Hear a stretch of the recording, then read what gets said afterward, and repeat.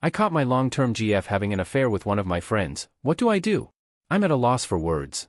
I 25M have been living with my GF 25F for over 2 years now, and we've dated for about 6 years since we met in college. We've both been out of college for roughly 2 years now, and one of my friends who moved out of the country announced he was coming back to our country for a visit and I offered for him to stay. GF has never met friend, we'll refer to him as Larry, however Larry and I had Skypes and GF was often around and got to know Larry through me. Anyways, we were all excited. Fast forward, Larry arrives, everything is well, but about 2 to 3 weeks into his stay I became increasingly uncomfortable with the way Larry and my GF would act together. I vented my feelings to my GF who assured me nothing was going on, and I didn't say anything to Larry. Eventually Larry's little nuances got to me, we'd have little feuds over nothing, and I asked Larry to move out and find somewhere else to stay. Cue some bitterness between Larry and I. Now, Larry left last weekend. He's gone. A few days back I noticed my GF's Facebook had some messages from Larry. When I asked my GF about it she quickly closed the window and told me it's nothing, just Larry trying to get an idea as to why I was bitter at him. In my mind I felt he was exceeding his boundaries as my friend, so I decided to cut him out. GF would scold me and call me a miserable person. We even had a little fight about it when I told my GF I didn't want Larry to stay over the night before his flight. GF eventually apologized, but I was still disappointed that she didn't have my back or understand my feelings. Anyways, I should go back to the FB messages. Today I was just shutting down our PCs after the GF had gone to bed and my curiosity got the worst of me. I know, this is bad, and opened up her FB. She was already logged in and I noticed a message from Larry that was unread. I opened it and went through their conversation history and this is where I wanted to throw up. Basically they met up at least once behind my back when I was on a business trip, and wanted to coordinate another visit but my GF didn't feel it would work out. Larry replies back that he needs to hold her again and misses her very much, calling her things like sweetie. I was livid. Words cannot describe how I felt reading that out. The combination of anger, despair, sadness, betrayal, and pure rage was too much for me to take. GF had also sent her a photo of a campfire from this weekend, when we were together, that she took and sent to Larry saying, I miss you. God damn it. I confronted the GF, had to wake her up at 1 a.m. and ask her. At first she was sleepy and denied it all, but when I told her I'd read her convo history, and that I was sorry for violating her privacy but had to know why she was keeping this from me, things became clear in her mind that I was very hurt by all of this. I explained my feelings. I was hurt, betrayed. I housed this guy and showed him a good time for a month, and even after all of this you told me I was the crazy one. Now my worst suspicions are true. My friend Larry is obviously cut from my life, can't have toxic people like that around. But my GF is another problem. I'm seriously head over heels in love with her and don't want to lose her. On the other hand my heart is torn and I have too much self-respect to continue dating her. She completely thrashed my trust into the ground and what's worse is humiliated me by going after one of my friends that I let stay with me. I feel like I've fucked myself in a lot of ways, and that I should have seen this coming but I was naive. Anyways, we both have to work tomorrow but I'm seriously at a loss for words. GF and I have only spoken a bit. I mean it is late at night, it's about 4:15 a.m. while I type this. I've gotten zero sleep tonight, even after driving around and bawling my eyes out in an empty parking lot. What she did tell me was that she didn't think I loved her anymore, that every time she'd try to talk to me about something serious I'd make jokes and laugh it off. I know this isn't easy to hear, and I admit to being immature, but damn, I thought we were stronger than this. I guess the lesson has been learned. Regardless, I'm at a loss for words. I feel like us breaking up is inevitable and it makes things so complicated seeing as I just bought this house about 10 months ago, and we shared a dog. She's even driving a car that I gave her. I know splitting things up won't be easy, and to be honest I don't want her to go, but like I said my brain is telling me this is what we need yet my heart feels otherwise. Update. It's been almost 20 days since this all went down. I've had a lot of time to myself and my job keeps me on the road, so I've had a few business trips in the meantime to keep me distracted. I'm so far enjoying my new lifestyle that I'm trying to build for myself. There is a lot of free time I have, and I'm enjoying having full control over my schedules and tasks that I do day to day. Being able to plan for just myself is alleviating, and I'm starting to look back and see all the flaws that were present in my past relationship that now I really see as red flags. Overall I was pretty unhappy when I was with my ex. I'm recognizing that now. I bared with the unhappiness and kept going because I felt that this is what normal guys do in long-term relationships, the sunken cost theory. Also I thought she was loyal. So case in point I didn't see any point to break things up, so from that point of view I recognize I have some personal faults that I need to fix in order to consider myself healthy again. I met someone when I was on one of my trips and we had sex in my hotel room. It was one of the worst sexual experiences I've ever had. It was way too early after the breakup, and in my mind I was just thinking I'd be horny and fuck someone else and give myself a break.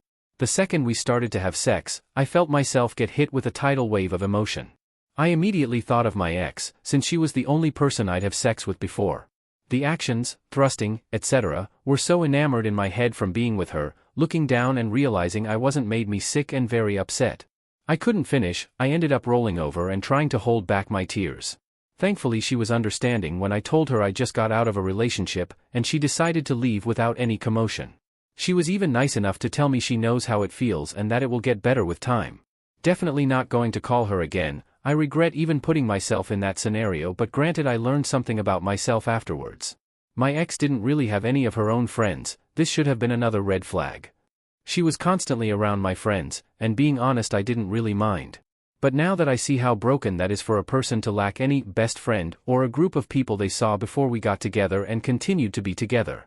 My friends have always been there for me, even the ones I knew before my ex. Granted she's now on her own, I have no idea who she's talking to about this whole scenario aside from her immediate family, and I don't really care. I've had the talk with the few mutual friends me and Larry had.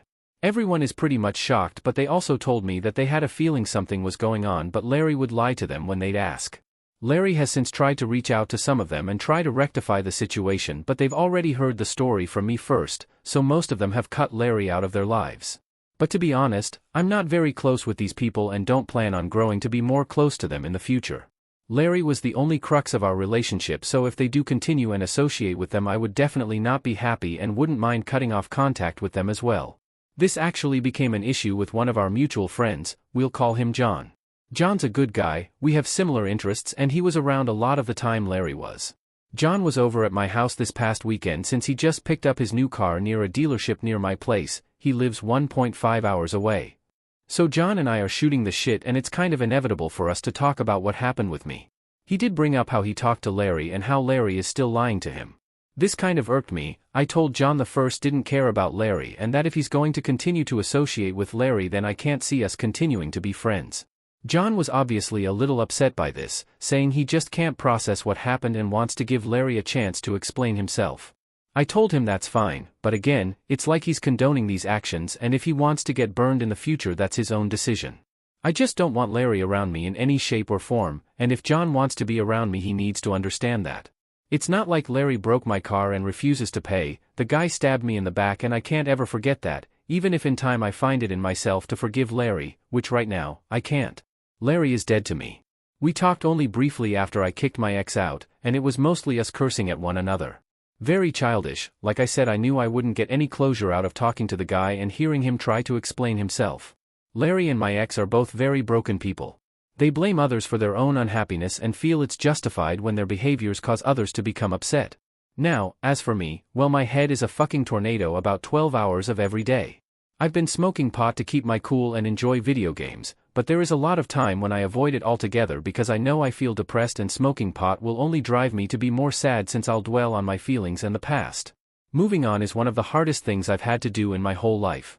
I've heard stories from others saying how they are happy to hear that this happened to me. Why? Well, they've had the same thing happen except after 30 years of marriage and 3 kids. So they felt like they were not only robbed of some of the best years of their life, but now they also have a financial obligation towards the person who manipulated and hurt them the worst. I don't feel better hearing about how worse it could have been, but I'm happy we never had any kids or decided to marry. I definitely would have been dealing with another sideshow of a scenario. Here's another kicker. My ex's sister, only 2 years older than her, did the exact same thing at the start of this year to her own husband literally 3 days after we got back from their destination wedding. She met another guy at their wedding and decided this was the guy for her, fucked him, still went through with the wedding, and afterwards everyone got back, broke it off with the dude. I didn't know the full story, and at the time we just moved into our new home, so I invited her to stay with us until she got back on her feet. When she started seeing this new guy, I was really uneasy about it. This was also complicated because she was living here and didn't seem to have any plans to move out. I had to coach her sister on how to get a loan for a down payment, how to talk to landlords, etc., etc. Very immature family. This should have been another huge red flag, but I ignored it and had to deal with the consequences of it. I've actually reconnected with her ex-husband, named Tim.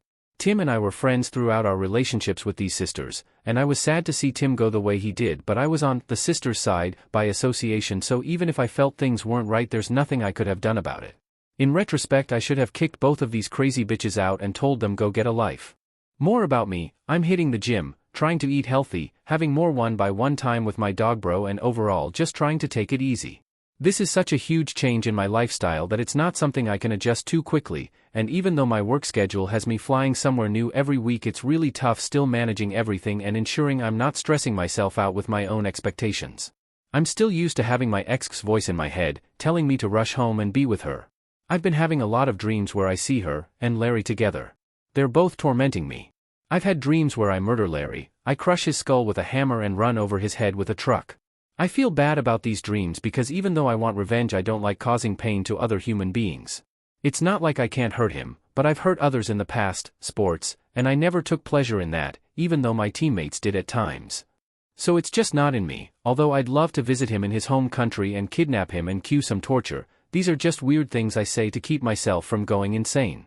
I still feel a lot of pain and guilt about what happened, and I shouldn't have to. This is a process, I know. I always go back and read the original thread I started when I'm feeling weak and want to text/call the ex. I've held strong on the NC, but a few times I did message her. Once when I found a receipt from a couple's massage retreat when I was out of town. On another occasion, I just wanted to let her know that I found another piece of evidence. Really, there was no point to this, I was just in pain and feeling weak. She lied through her teeth about everything, told me how she wanted me back and how she wants to kill herself. It felt kind of good hearing that, but still, it's a twisted feeling and I know I shouldn't be talking to her. She is toxic, she lies and had no problems deceiving me. I just feel like such a fool for spending so many years with her, and to top it off, the amount of humiliation I feel when I imagine her with Larry is just beyond this world. I used to have a lot of self-confidence, but now I feel like a literal piece of shit. I feel used, worthless, ready to be discarded. Almost as if I deserve this to happen sometimes. Other times I'll rebound from this and try to build myself up. The best times I feel is when I'm in the gym or running outside.